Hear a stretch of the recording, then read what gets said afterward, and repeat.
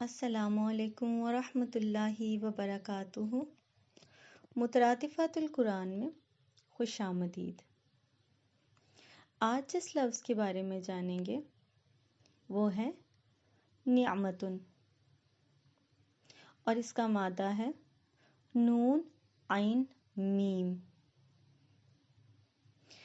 اس کا معنی ہے احسان، نوازش، مہربانی، فضل۔ یہ ایسی نوازش ہے جو دوسرے پر کی جاتی ہے۔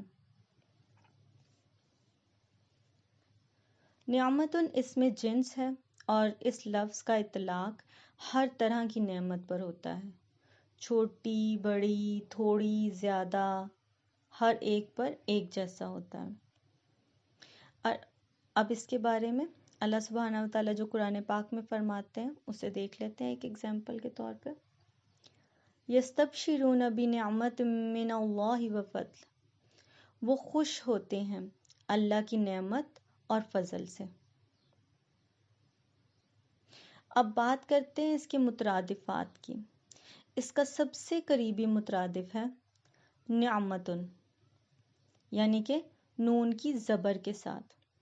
پہلا نعمتن نون کی زیر کے ساتھ تھا، لیکن اس زیر اور زبر کے فرق کے ساتھ معنی بھی بالکل بدل جاتے ہیں۔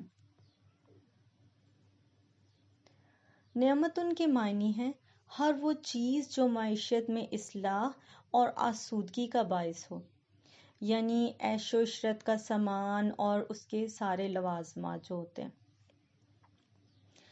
اللہ سبحانہ و تعالیٰ قرآن پاک میں فرماتے ہیں وَنِعْمَةٍ کَانَ فِيهَا فَاکِہِینَ، اور وہ آرام کی چیزیں جن میں عیش کر رہے تھے۔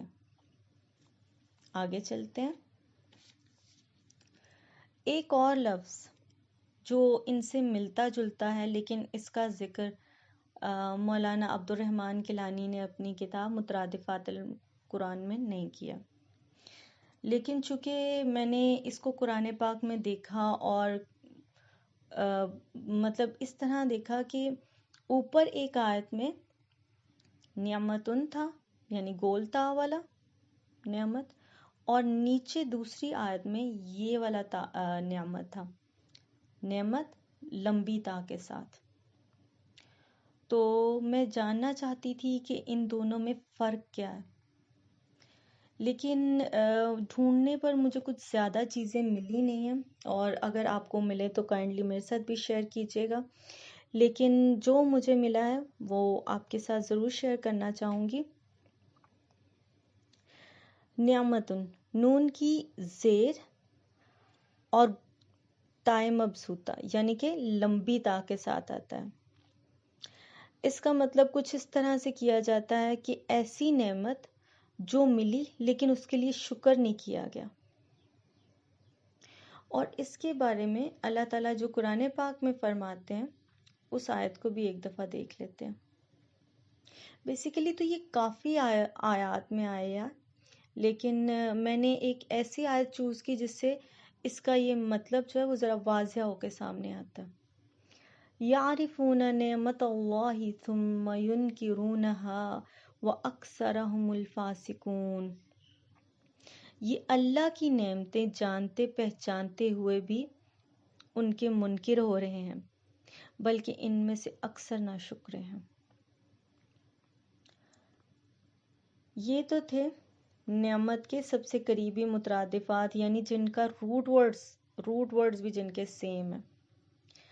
اب بات کرتے ہیں اس کے ایسے مترادف کی جس کے روٹ ورڈز اس سے بالکل مختلف ہیں اور ہم اس ورڈ سے بہت زیادہ یوز ٹو بھی ہیں، تو دیکھ لیتے ہیں اسے۔